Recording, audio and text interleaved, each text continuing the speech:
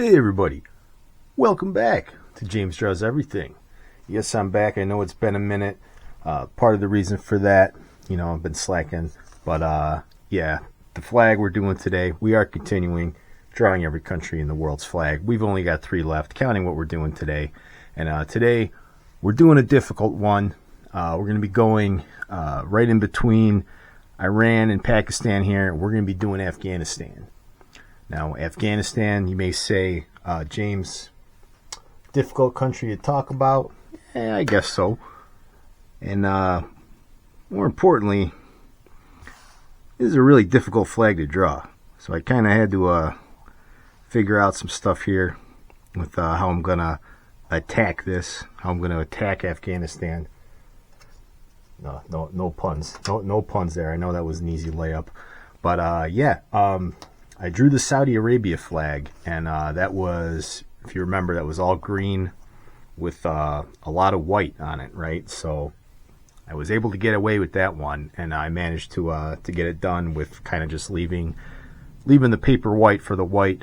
As you know, I use these water-based markers, so you can't draw white on white, right? So that caused some issues with this one, because this flag basically has like an entire architectural blueprint in it, right on top of black, red, and green. So we'll get to that. We'll get to the flag. We'll get to the history of Afghanistan, and we're going to get to the finish line pretty soon here. As you can see, this is going to be our final full page in the project, and we got two little stragglers that are going to be on page. What page are we on? 11, 12? And who's counting? The next page. And if you've been paying attention, you know what those 2 countries are. All right, so Afghanistan, my man. Let's get to the history. So Afghanistan, Stan means land, Afghan means Afghan. Simpsons joke for you. Afghan today basically means anybody that resides in the country of Afghanistan, but of course, it's like pretty much everywhere else in the world. There's a lot of different people that kind of make up those tribes. The majority are the Pashtun people. So Pashtun and Afghan has kind of been used interchangeably over the years. Kind of like an Indo-Aryan people. They've always kind of been a buffer zone between like the British and Russian empires. In ancient times, Alexander the Great made his way there. They call it the graveyard of empires, right? Because it's kind of, again, in between everything else, surrounded by mountains. Kind of a difficult place to get into. But despite that, it's kind of more of like a recent saying, like for Afghanistan, the graveyard of empires. There have been actually quite a few empires that have made their way in and out of this area. Of course, the Mongols came in, had a little bit of a rough go with the plague that wiped out a lot of them, and kind of going into modern times. Ahmad Shah Durrani unifies the Pashtun Tribes, basically founded an Afghan identity in 1747. So you see more of like, kind of ethnic, like sort of Afghan unity between the various tribes that are in the region. And again, served as a kind of a buffer state between the British and the Russian empires, getting closer into modernity. The British, obviously, they have a big influence in India, which did include Pakistan during that period in history. They won independence from Britain in 1919, so kind of right after World War I. And so here we go. Here's my white marker. So we're gonna try to do this as best as we can. Just make sure this is dry first. And yeah, so just like a lot of places, that were under kind of a sort of colonial European rule, there is some resentment, between like the British and the Afghan people. Afghanistan, as far as like what does it produce? Well, produces a lot of pistachios, pomegranates. I like both of those things. Iran also produces pistachios, my favorite snack. So, probably more notably though, like in modern times, a lot of opiates come from Afghanistan. So, shout out to all my meth heads watching. Anyways, so kind of an important part of the drug sort of trade. It is what it is, that part of the world. So, definitely more recent kind of a foreign intervention. Say what you will about that, but that is not a non-factor. It is important, to kind of get your hands into that illicit activity there. So that might be something Afghanistan, unfortunately, is kind of notorious for.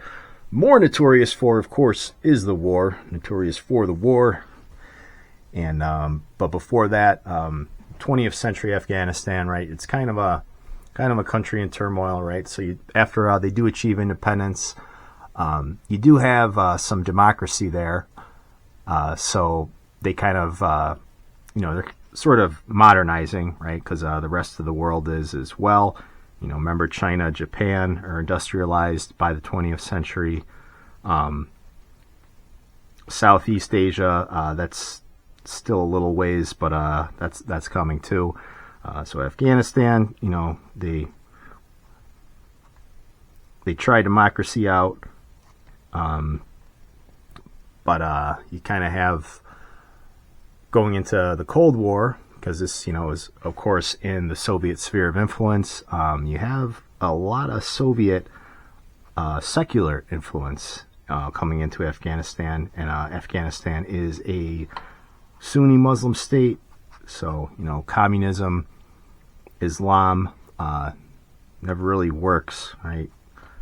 Because communism is extremely secular. So you have kind of like a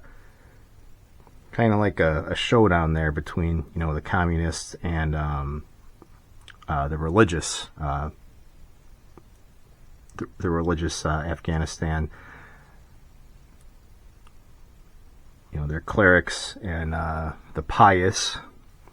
So when you think about a lot of sort of 21st century propaganda that you swallow.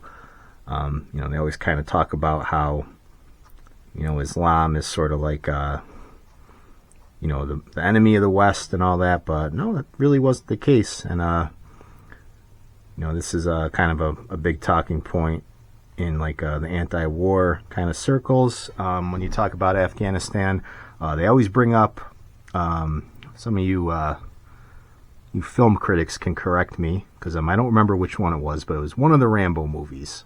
Where we were backing the good Mujahideen against the evil communists, right? So the Mujahideen, which are kind of tangentially sort of related to the Bin Ladenites that came much later on, were U.S. allies, right? And the plucky underdogs against the big, mean, nasty Soviet Union. So the Soviets invade Afghanistan, trying to make Afghanistan a communist state, because communism was supposed to be a global ideology, not a regional. So the Soviets were looking to kind of subjugate Afghanistan. They invade in 1979, and that kind of kicks off that war that I was talking about. It's a very long war, and probably doesn't get enough credit for really kind of draining the coffers of the Soviet Union, because this was an extremely expensive war. You can say, Afghanistan militarily, obviously not as strong as like the Soviet Union, but military strategy and things like that, geopolitical geography considerations, those things are important, right?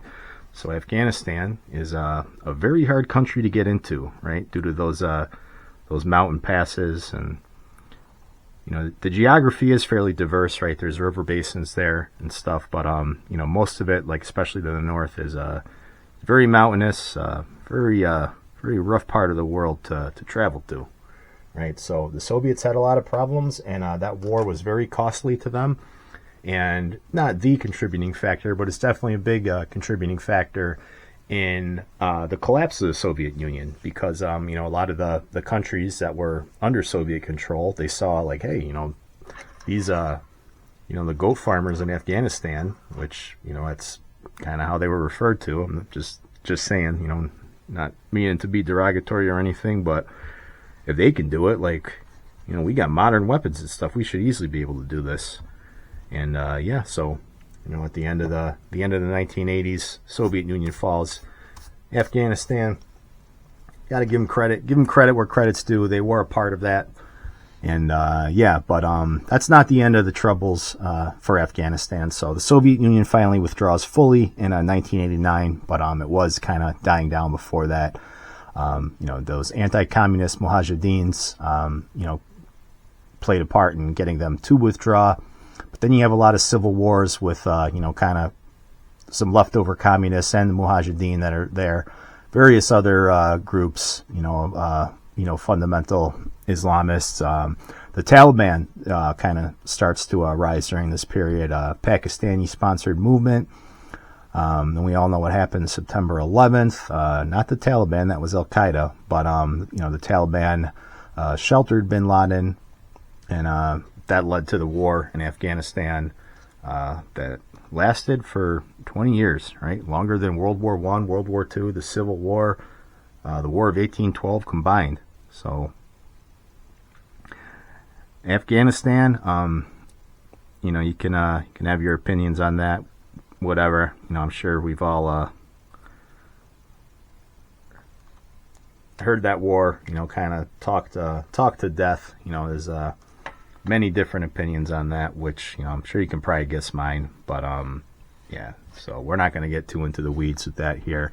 But after trying to install democracy there, which doesn't really work because it was installed, it was not developed organically. This is a completely different part of the world, different cultures, different customs, different people.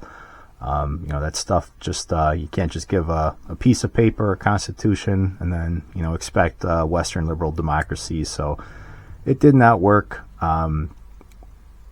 It did lead to some agreements, in like 2020 to get the United States to withdraw, which they finally do in 2021, which is a complete mess under the Biden administration. But it was kind of always going to be a complete mess regardless. When it led to the Taliban taking over Afghanistan. So 20 years of U.S. occupation and intervention, and then they're just kind of right back to where they started. But so the Taliban is the current ruling government of Afghanistan. So the fact that I drew this flag might actually be kind of controversial, because the Taliban does have a different flag, but it's not internationally recognized. So technically, I guess this is still the flag for Afghanistan. So why don't we talk about it? So you got black, red, and green with the national emblem in white centered on the red band. The center is a mosque, right? So it's a pretty technical drawing there, right? Very detailed mosque. I could have not have done this without my white marker. So thank you, oil-based white marker. And getting a little woozy breathing that thing. Maybe it's some of those Afghan opiates in there. I don't know, but that's a smelly marker. It's very strong. Anyways, Eastern Arabic numerals for the solar year of 1298, which is 1919 in our calendar. That's when they achieved independence from the UK. Circled by a border consisting of sheaves of wheat on the left and right. I like wheat. And the upper center is an Arabic inscription of the Shahada, which is the Muslim creed. And it's also got the rays of the rising sun over the takbir, which is the Arabic expression, meaning God is great. And I think we saw that on the Saudi flag too. And at the bottom, wait, there's more. Yeah, the bottom part, the scroll. What's on the scroll? Well, the scroll bears the name Afghanistan, and then that's that. So that's pretty much the drawing. And then as far as the colors, black signifies the past. The red, of course, is for the bloodshed for independence, and there's an awful lot of that. And the green, you got a couple choices with the green. So option A, hope for the future. Option B, Islam. All right. So the hope for the future also includes agricultural prosperity. So either that or Islam. Take your pick. And Afghanistan, another interesting note here. Afghanistan has had more changes to its flag in the 20th century than any other country. 19 different flags. But black, red, and green appear on pretty much most of them. Not the current one, which I'm not going to be drawing right now, but because it's not internationally recognized. So it's unofficial, the unofficial Taliban flag. But is this the official one? Is it not? Is the Taliban one the real deal? You tell me. So that's Afghanistan, and we're going to wrap this up soon, guys. I promise. There won't be that much time between this and the next episode and the end of this project. So with that said, let me know what you think. Like, comment, and subscribe, and I will catch you on the next video.